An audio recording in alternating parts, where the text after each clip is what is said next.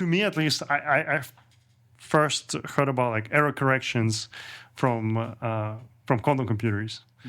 But errors also exist in classical systems. So what are the maybe like classical traditional ways to fix the errors? And is it already a solved problem for like traditional computers, traditional communication systems? Sure. Maybe if we can go into that direction. First things first, in classical systems, the error rates are very, very, very much lower than in quantum systems. So for most classical systems, error correction is very lightweight if it exists at all, maybe a parity bit or two, if anything. A full error correction code is very rarely needed in computation. In communication, sure, there are protocols that help you communicate digitally over noisy channels, and there you will use error correction. But certainly in computation, which is my focus, there's little to no error correction during a computation. If you have a floating point unit on a computer, it's not also got a layer of error correction on top of everything. You rely on the fact that transistors are very, very reliable, registers are very, very reliable, and you can build a computer that will almost always do the right thing.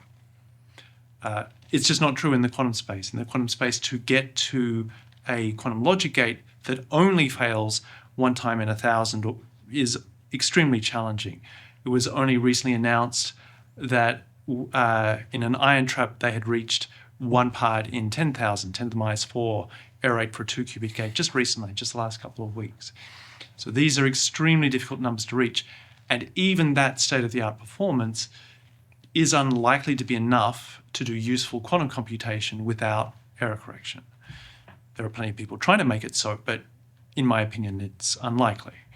So when you have a huge difference between error rates, 10 to the minus 3 to 10 to the minus 4, really pushing it state-of-the-art, versus maybe 10 to the minus 18 or significantly lower for transistors, you have a very different ecosystem and very different need for error correction.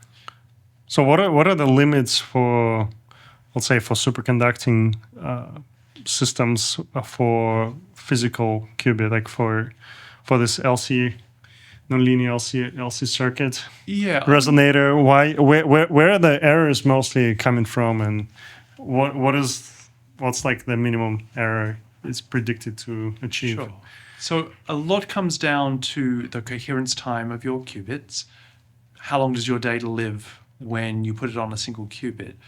So there are many things that come into that. The fact that the substrate is not loss-free, so there is dissipation in the system. It may be technically a superconducting system, but it's not a dissipation-less system. The electric field associated with your qubit state is not just confined to the superconducting part of the system. It also interacts with the substrate, the gap, other parts of the system, and there is dissipation.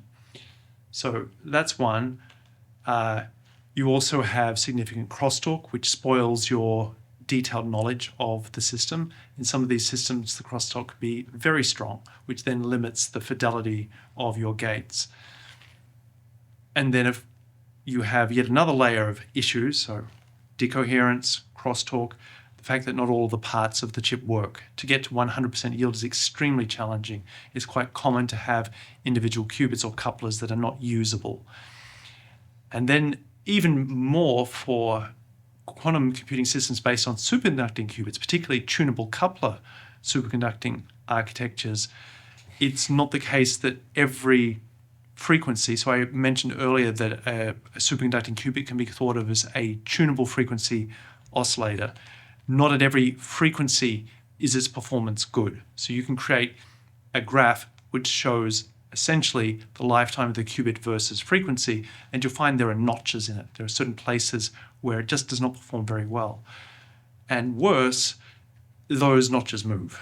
So you can tune up your quantum computer and then come back and the computer has changed and you need to tune it up again. So there's a constant process of tuning up your quantum computer to make sure it's avoiding frequency spaces where it does not perform well, parts of the computer that don't work well in the first place, and then always coping with the inherent decoherence of the system and crosstalk of the system. So many, many challenges to build a very accurate quantum game.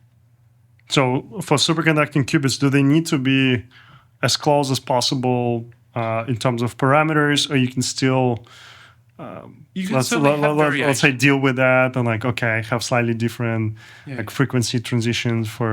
You can certainly have different frequencies. Superconducting qubits are definitely not identical. It's nice to be able to control what they are, but they're definitely not identical. And every single qubit and coupler has a significant number of control parameters that get tuned up to make the gates work, to make the qubits idle well. So yes, they're absolutely non-uniform and require detailed characterization before you can use them and achieve high fidelity computation.